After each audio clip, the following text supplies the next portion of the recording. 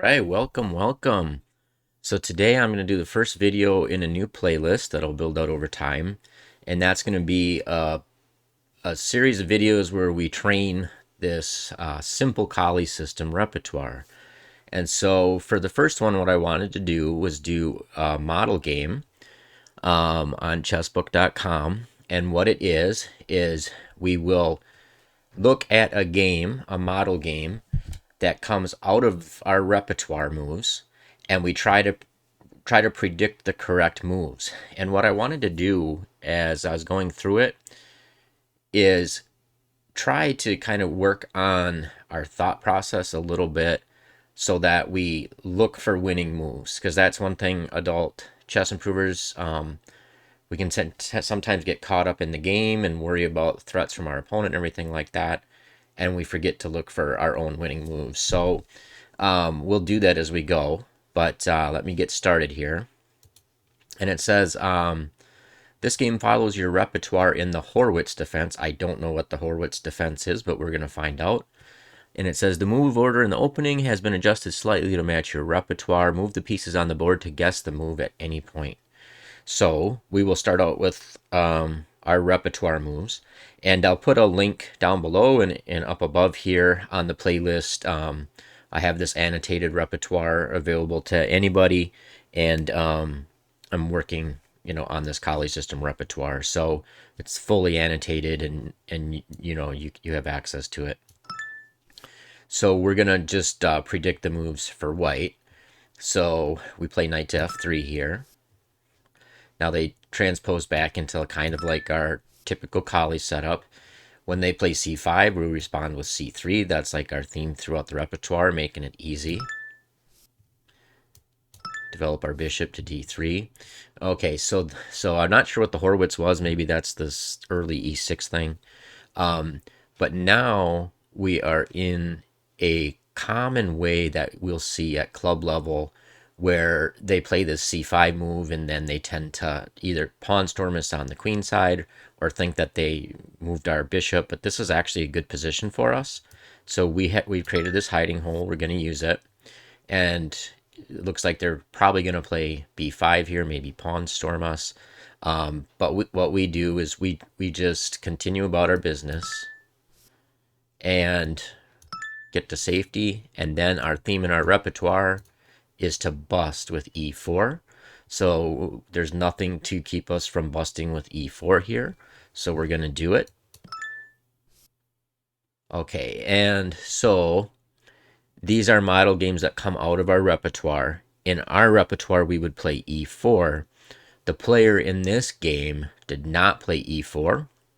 So you can see when we make the move, it says okay, which means like the computer evaluation of that move is fine. So it's a good move. And it just means that the player in the game chose a different move. So how this works, what I've found is that if we make a couple okay moves, but it's not the one they moved, then they just show us what the move was. But the idea is it will keep track of our accuracy and tell us how many mistakes we made and what percent of the time we played the correct moves. So I'm going to go, it's either going to, my guess is they either did rook to e1 or queen to e2. I'm thinking they probably did queen to e2, and they did. And then we do our thematic break. And we just kind of liquidate.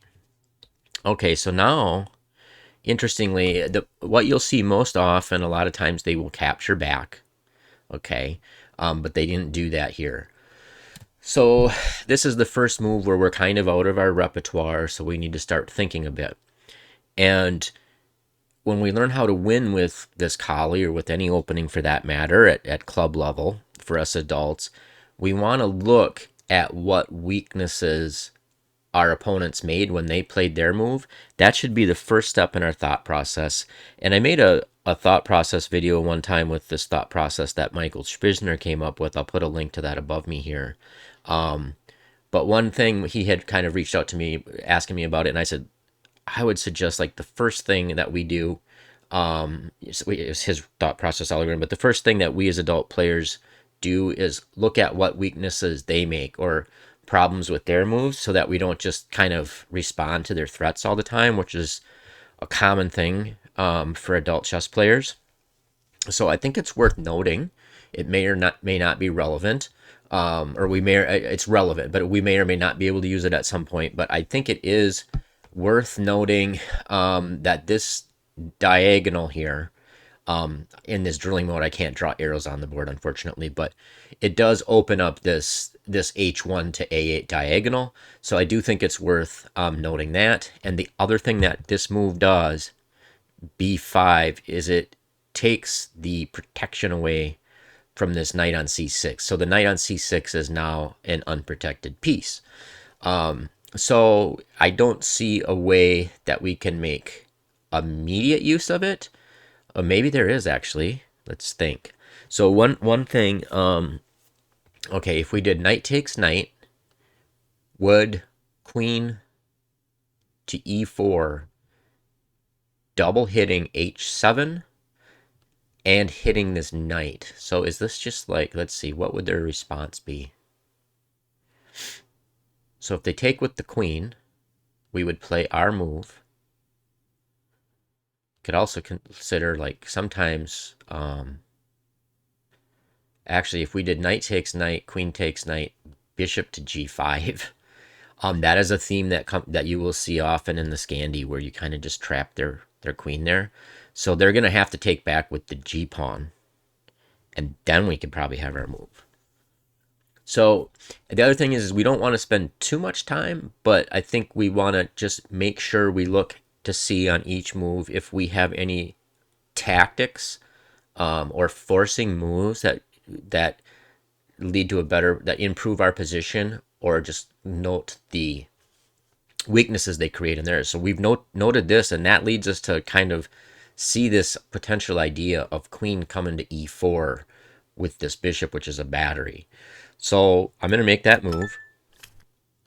Okay. Note that if they took with the queen, we would win by playing bishop to G5. The queen would have nowhere to go. So now they have opened, the weakness to note is they have opened a file in front of their king. So that's weakened the king's protection. They no longer have protection of the H6 square. So at some point, this bishop could come to H6. So this is starting to look good for us already. And based on our last move, and this is the whole point of drilling and training these repertoires, is like this wouldn't have jumped out at me so fast before I kind of spent some time on the Colle, and I'm just kind of scratching the surface and learning it. But I am quite aware of this queen to E4 move with the bishop and queen battery. So to me, this looks like it could just be winning. And let's see. What would their response be? I don't see how they save this. And then I guess another matter we'll have to deal with is, do we get trapped when we get in there? But I don't want to spend... I'm using this more to just look for opportunities instead of trying to calculate everything out, because we want to try to come up and learn these patterns and then just learn how to play more actively and pounce on our opponent's mistakes. So I'm not going to worry about trying to calculate if we have to worry about this thing getting trapped in at some point, like if they play their queen, I don't know, maybe to E2 bishop, or to E7 bishop to B7, and I don't know. We're going to play it. All right, so this is available, so will it get trapped? And I still want to look at weaknesses created. This square is G5 is no longer protected. E5 is no longer protected.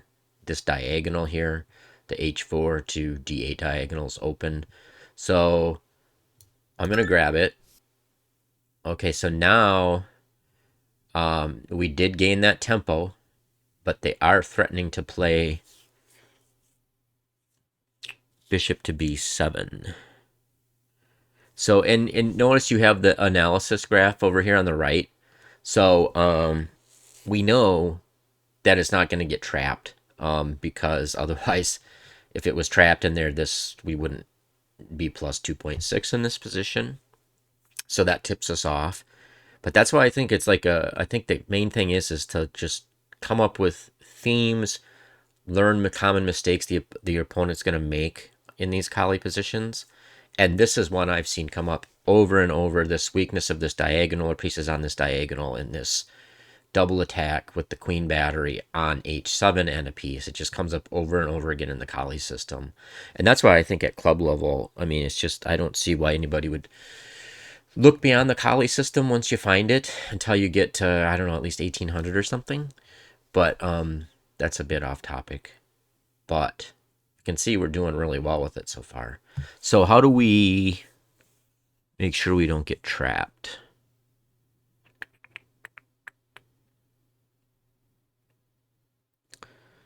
Well, okay, so this diagonal is not available. These dark squares are unavailable. It's kind of looking nasty, isn't it? Obviously, there's a solution. We know that. Could we potentially jump in with knight e5? And then if they play bishop b7, move our queen to d7? It's kind of really getting our queen down in there, but at the same time, it would be double hitting the queen and the bishop, so it might force a liquidation. And like I said, I don't want to spend too much time on these model games. I'm trying to learn how to think, how to play actively, and look for opportunities, right? So, all right, nice. So, yep. All right, so now we pretty much have to take the queen. And this is forced. So I don't want to spend a lot of time on moves that are like forced or whatever. All right, so now let's see. They have two unprotected pieces. The rooks are both unprotected. We don't have any checks that do anything. So I'd like to look for moves that create threats. So I would think like bishop to g5. We develop our bishop, hit this rook.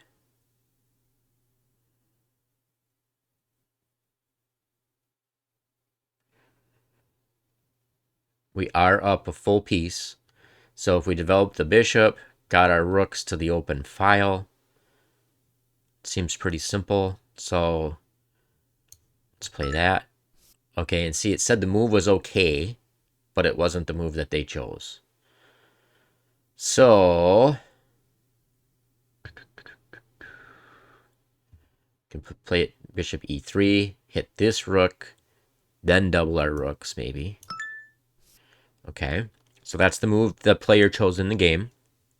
Our last move was fine. And here I think, let's see, the consequence of their move or the weakness created is that this bishop is no longer protected by the rook. I don't see any way to take advantage of that right now. So I would think we would want to contest this open file, make black decide if they want to trade pieces or give us control of that file. I think they'll probably let us have control of that file because they're not going to want to trade pieces when they're so much material down. I don't see anything better, so I'm going to play that. Okay, that's what they played. Makes sense. All right, so let's see. They didn't create any major weaknesses. My instinct would be just to play rook to d7.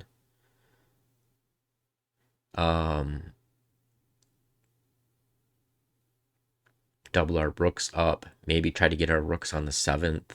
Let's try that. Okay, it says it's okay, but it's not the move they played. So maybe they just played like rook to d6, maybe? It says it's okay, it's not the move they played. Rook to d2.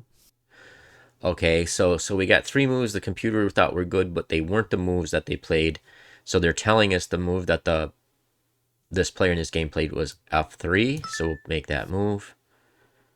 All right, now they played bishop to D5, closing that file down, which makes sense. But I think there's a tactical problem with it. So I see a tactic here. Bishop takes pawn, pawn takes pawn, rook takes bishop. That seems pretty strong. I don't see a refutation. Okay, so it says it's okay, but it's not what they played. So what else would we do in this position? I don't want to open up this diagonal, this h1a diagonal for the bishop, because I don't want this king to move away and have these two pieces converge. I wouldn't want to give the player any counterplay. So I would think maybe just like rook d2. All right, it's okay, but it's not the move they played. I wonder what they played here. Maybe rook f2 to d2. No. So in the game, the player played bishop to g5, so we'll play that. Okay. They hit the bishop. Now the weakness they created is that they lose control over g6, which isn't really relevant yet. I don't want to retreat with the bishop. It looks like it would be really good just sitting here on this diagonal. I like controlling this d8 square. So look at the checks and captures and threats first, and this does improve our position because we take squares away from their king. We then support this pawn, which can't be contested by this light squared bishop. So this is obviously a good move. All right, so now that move doesn't really create any obvious weaknesses other than the sense that their king is running out of squares. And at some point, we could potentially play pawn to g4 and try to rip this diagonal open. I'm not crazy about doing it right away and opening up, losing our f pawn to this bishop, but so I think it might be a good move, maybe rook d4, swing our rook over into the action.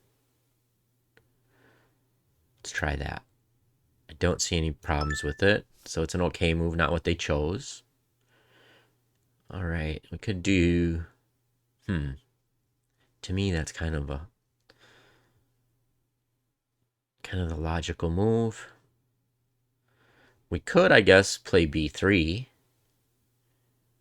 and try to get rid of their minor piece and then open up the queen side, and we have more pieces. We got their king kind of stuck over there and have control of this file. So maybe so b3, pawn takes, bishop takes. It does weaken the c pawn, but we are ahead a whole piece, and if we could open the board down there, that would be good. Let's try that. Okay, it's okay. It's not what they played.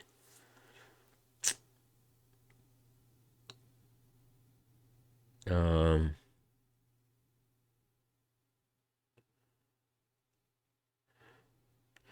mean, I guess we could consider, I'm not crazy about it, we could consider playing rook takes bishop, sacrifice, and then get a bishop and pawn for the rook. I'm not crazy about it, but maybe that's what they played.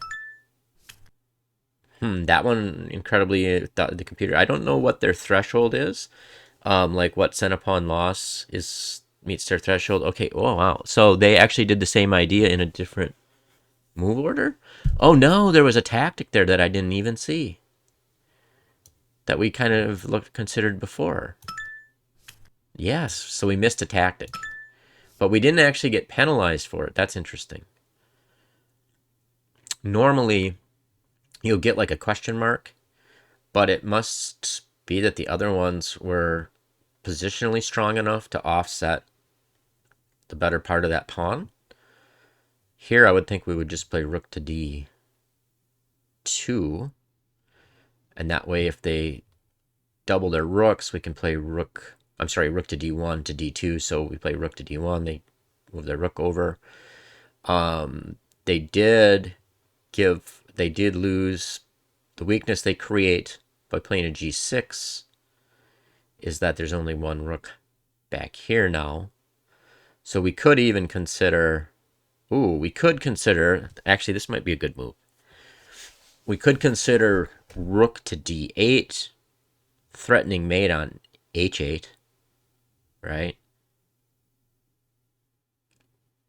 Trying to force the exchange of rooks. And this is the playground fight thing where if you have more pieces in general, if it's good if you can attack if you can, but if not, just trading down, because it's kind of like the playground thing where if you have like a 12 versus 10 fight on the playground, it's not so clear, but but as players are eliminated, then having two extra fighters is big, because imagine trying to win a fight 2 versus 4 versus 8 versus 10 or something. So I'm going to play that move, rook to d8. Okay, it says it's okay, but it's not what they played. So another thing would be to double the rooks, which is okay, but not what they played.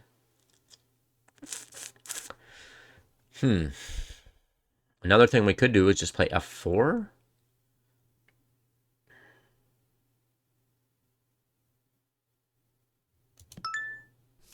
Okay, so what they played in the game was h4, so we'll make that move. They double.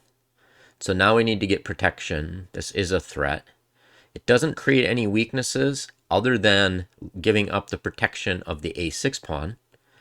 So if it wasn't for this immediate threat, we could consider going rook to d6 and start trying to pick off these pawns. But we have to respond to this threat now.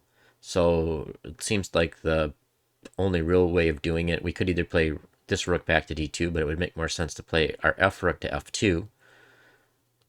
So let's do that. Okay, but now what they played, interesting. So they must have brought this back? Okay, well, I would have kept it more advanced, I guess. So, yeah, it doesn't make a lot of sense. All right, so let's see. f4. So it doesn't create any obvious weaknesses, but it does move it onto a square, which we can attack it. So what if we did rook f2 and then rook d4, hitting that pawn? Okay, not what they did. What did they do? We obviously need to keep this pawn protected. I guess maybe they played h5. I don't know that. Well, I guess, is there any advantage to that? I guess it does keep the king hemmed in more. They can't get at it right away. They'll go down to g3 probably. They can't swing and get it from behind. Okay, that's what they did. So that gives up protection of h6. I don't see how we take advantage of that right away. I think the most logical thing would be rook f2 and then start penetrating with our d rook. All right, interesting.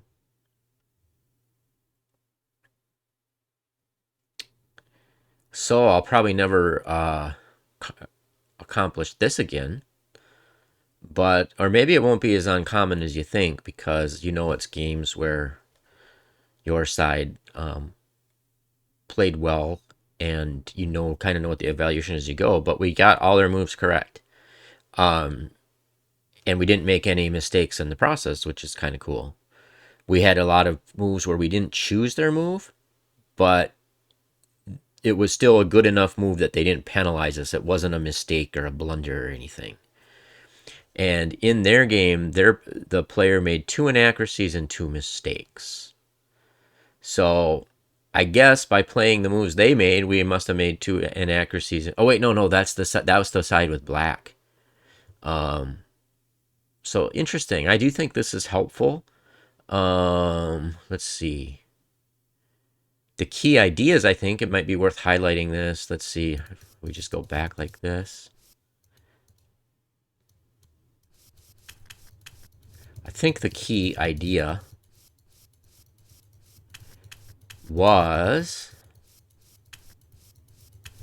because we want to learn like these themes that'll come up over and over again in the Colle.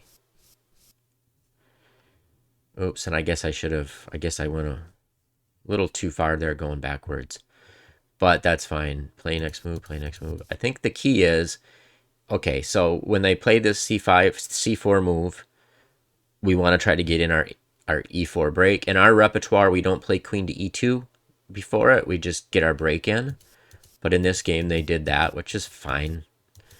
So we get our break in. And I think the key here is noting when they play this C move,